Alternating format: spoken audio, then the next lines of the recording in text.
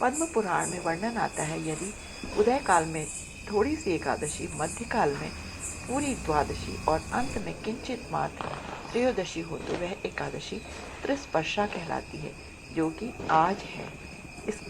इस एकादशी का उपवास करने पर 1000 एकादशी करने का फल प्राप्त होता है। इस त्रिस्पर्शा एकादशी के दिन स्नान, दान, जप, होम आदि पुण्य कर्मों का फल अक्षय हो जाता है। इस दिन हमें गुरु पूजन का भी अत्यधिक लाभ होता है। इस दिन भगवान श्री हरि विष्णु की कपूर से आरती करने पर अकाल मृत्यु नहीं होती। जो पुण्य सूर्य ग्रहण में दान करने से होता है, उससे कई गुना अधिक पुण्य त्रिस्पर्शा एकादशी के व्रत करने से प्राप्त होता है। जो पुण्य गौदान, स्वर्ण दान, अश्वमेघ यज्ञ से होता है, उससे अधिक पुण्य इस त्रिस्पर्शा एकादशी के व्रत करने से प्राप्त हो जाता है। त्रिस्पर्शा एकादशी व्रत करने वाले लोगों की पितरों की नीच योनि से मुक्ति हो जाती है। अपने परिवार वालों की पर वह अपनी कृपा बरसाते हैं। इसलिए त्रिस्पर्शा एकादशी का व्रत अवश्य करना चाहिए। इससे घर में सुख शांति बनी रहती है, धन धान्य, पुत्र पौत्र आदि की वृद्धि होती है, कीर्ति बढ़ती है, श्रद्धा भक्ति बढ़ती है, जिससे जीवन रसमय बनता है, परमात्मा की प्रसन्नता प्राप्त होती है। पूर्व काल में राजा नहुष, अम्बरीश, राजा गाधी आदि जिन्होंने भी इस एकादशी का, त्रिस्पर्शा एकादशी का व्रत किया, उन्हें इस पृथ्वी की समस्त ऐश्वर्यों की प्राप्ति हुई।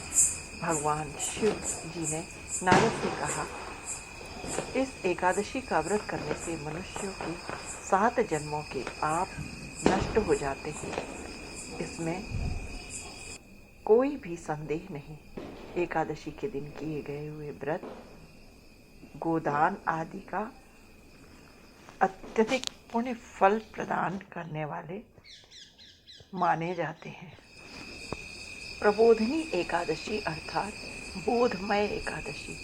बोध, इस बात का बोध कि चातुर्मास में जो श्री हरि भगवान विष्णु हमारे अपने भक्तों के हृदय में योग निद्रा में लीन है, उन्हें जागृत करने का, या अर्थात अपने को, स्वयं को ज्ञान में जागृत करने का समय आ गया।